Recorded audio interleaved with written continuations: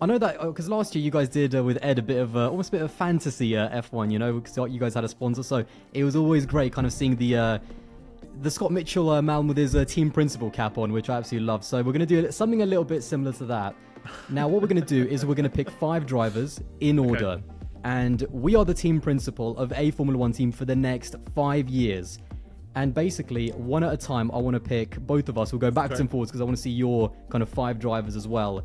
Who would be the number 1 driver on our team that if we wanted to fight for a world championship? So at the moment, for the next 5 years, so you need a driver who's going to be quality in the short term and also the long term as well. Perhaps there's a bit of a balance. We have a mix of both young and old drivers on the grid. So I'll actually kind of start off to give you an example. So we're going to pick our kind of number 1 driver working down to kind of our number 5 driver. So I'll start off and just a little explanation kind of as well. Okay. Hopefully that kind of explains it, but hopefully you'll get it as we go.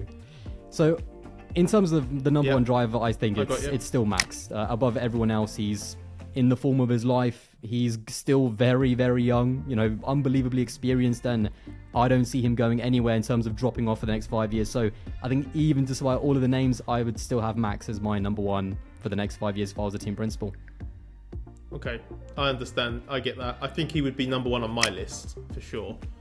But if I was then going, if you want me to counter, or rather follow that up and say, right, who's next on my list? I think it was a bit of a certain that both of us were going to have Max as number 1, but let's go now to the number 2 then, because this is where it does get interesting. And you can go first. Yeah. I think because I like long-term planning, I think I would go Leclerc, because in my head, with this fictional, if we've got a fictional F1 team that we're trying to build, I'm looking at it as I reckon Russell doesn't want to leave Mercedes to join us. I think he's a. By the way, you can have anyone, so it doesn't matter if they actually, even if they are a Merc man, you can have absolutely anyone. You've got the clout to get them out of Merc. Yeah. But I'm thinking, who's going to buy into my project? You know, who's going to give me absolutely everything? And I'm going to go with Leclerc, because I can save him from Ferrari. I can give him the chance that he's not going to get there. And I think he's going to repay me with loyalty. And I also agree with what you said before. I think he's the fastest driver in Formula 1 over 1 lap. I think he's the best qualifier in Formula 1. He's got a mistake or two in him, but I'm confident I can give him a good enough car that'll balance it out over the course of the season. To be fair, I think if you paint your car red, whatever your team is going to be called, I think you're almost halfway there, because that might just tempt him. You know, that might be close enough to what he wants at Ferrari, but. But maybe that's the problem. Maybe then it will just start breaking down, and all of a sudden my strategists won't know how to do their job. Even though it's 5 years and it might be close, I'm still going to go Lewis. I think he's got plenty of longevity in him, to be honest. I think we saw moments, even though the consistency perhaps wasn't there last year, maybe it was the frustration of the car. I was looking at some of the other drivers, and there is some great drivers. You just talked about one, but it's that experience that I still think even after 5 years, he's still going to be right up there. And I'm going to go with Lewis as my number 2. What's your number 3 in your draft? I think Lewis would be ahead of then the next batch. So I think Lewis would probably be my 3rd pick, because I'm picking Lewis over Fernando, purely on the basis of, if I'm looking at it for 5 years, I think I can get the level of Lewis that we've come to expect probably for that entire 5 years. He's going to disagree with whatever you're about to say, by the way. He's a little bit older. Yeah. No, I know. I love you, Fernando. If it was a 3-year pick, you'd be my number 1. But I've got more faith in him than Lauren Rossi, but less faith in him than Fernando Alonso has. That's like a safe middle ground, I think. So I'd go Lewis, because if I'm building for the future, he just isn't going to be on one of the absolute priority pick. But if I'm looking at it in even medium term, I think I can get an absolute ridiculous amount out of him, because it's Lewis Hamilton, and you're right, that there isn't that drop off. I don't see any deterioration in ability. There's a phenomenal hunger there. I've got Leclerc undoubtedly in 3rd place. For me, it's got to be. The guy is ready to win. Again, he does have a mistake in him, but he's also got an absolute worldie of a qualifying performance and a dominant race in him as well. So he's definitely going to be my number 3 pick. Now, I'm actually going to go next with my number 4 pick, because you described Leclerc perfectly. I'm going to go next with George Russell.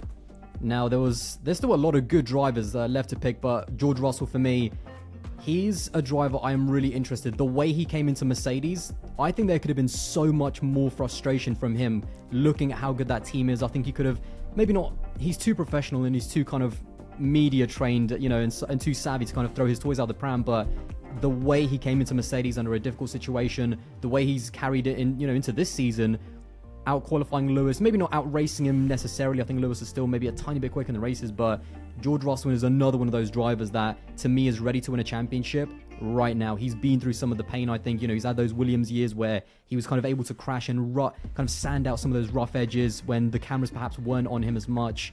And yeah, he's going to be my number 4 pick above any other driver. Yeah, it's a very good one.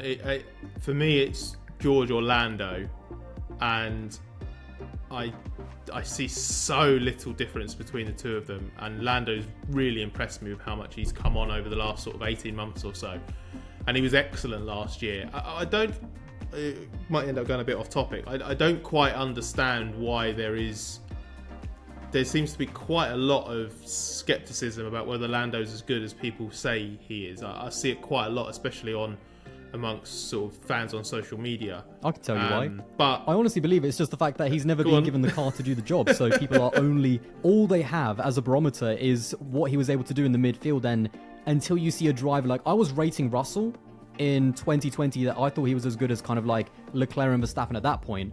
And until people, especially more fans, maybe more casual fans, that until they see the driver actually in a top line car, that's when they'll probably start rating him. So I think with him, there's no doubt if he was in a Red Bull or Mercedes or a Ferrari now, like he would be right up there with these guys. There's no doubt about it. But I think that's why the more casual fans perhaps don't rate him yet. Yeah, I understand that. So I think, and I might be about to disprove everything I've just said, because I'm probably not going to go Lando, and I'll probably have to mirror you going for George. And I think the point that you made is the thing that clinches it, which is I think Russell's ready now. I think he's had that season now in a top team. He's won a race. He's handled it. He's compared so well against someone like Hamilton. It's just that tiny little extra % of proof. Whereas if there's any unknown about Lando, it is, right, what do you do when you're given an absolute top car? That's the one thing you don't know. I'd be confident I could give him that car, and I'd love to find out. I wouldn't have a problem having a few weird Lando McLaren characteristics that only he and apparently Oscar Piastri can master. Yeah, exactly. Wide I have to make sure window, that please. I don't go down that route. Yeah, exactly. So I think I'm not going to have to necessarily worry about that, because I think I'm going to go for George as well. Okay, I could go Lando now that I've said that, but I've decided to go massively left field just to throw this whole thing out of whack. And I'm going to go with Andrea Kimi Antonelli. I respect it. If I'm thinking 5 years, right, I'm treating this, I'm Red Bull, it's 2014, I've got the chance to swoop and nick this guy from any other junior program, but the only way I can do that is promise him an F1 seat the following year. I'll do that for Antonelli. I think he's unreal. And I spoke to someone who, let's say, knows very well the process of how he got into the Mercedes project and has seen him up close, and has also spent a lot of time with the people that have scouted him more closely. And it's basically, I'm trying to think of the exact phrase he used to describe him, but he basically the part of the description was basically just like, he's basically Jesus. Like, he's so good, and it's confusing how good he is. And if there's anyone that I completely understand this, like, not everybody follows junior categories, and especially the ones lower down, but just have a look at this guy's CV and see what he's achieved in karting and now in cars. He was unreal.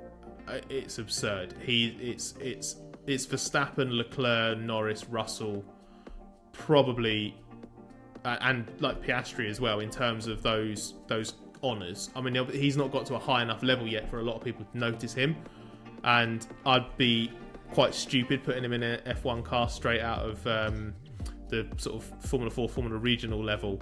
I will say quickly on Kimi Antonelli, like I remember there was a race at Spa last year. I think he started on pole or started on the front row, dropped to maybe 4th or 5th by the end of the first lap, and there was no doubt in my mind who was going to win that race. And sure enough, within like 7 or 8 laps, he works his way through the field and just, I mean, not dominated the race in the end, but just came back. And it was one of those, it was almost like Max at Spa starting in 14th, and it was like, it's not, is he going to do it? It's how long it's going to take him to get to the front and win the race. And I was so gutted that he's racing in like Euro F3, not Formula 3, because some of the talent in Formula 3 this year, the grid is stacked. It is very exciting when you look at the likes of Solov and you look at Oliver Goethe. Like, there is so many amazing drivers, and I'd love to see Kimi in that environment. But I also understand why Mercedes perhaps want to just bed him in even more, just get him so kind of fine-tuned before he really steps up to like FIA Formula 3 and then Formula 2. So yeah, I can't wait to see more of him. I'm going to be watching Euro F3 this year, that's for sure.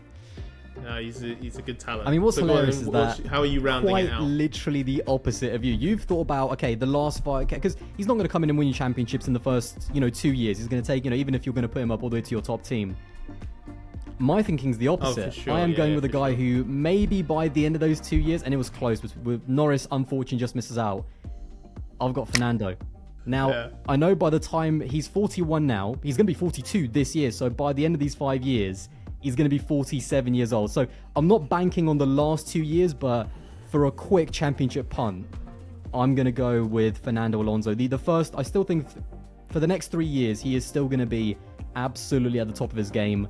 And it'd be quite interesting, on a 5-year span, would Fernando make the difference early on or Kimi later on? Like, how would that work out over a 5-year span? So it's a bit of a different kind of thought process with me and you. I'm going early with Fernando, get the best, what he's got left in the tank, and then we can coast.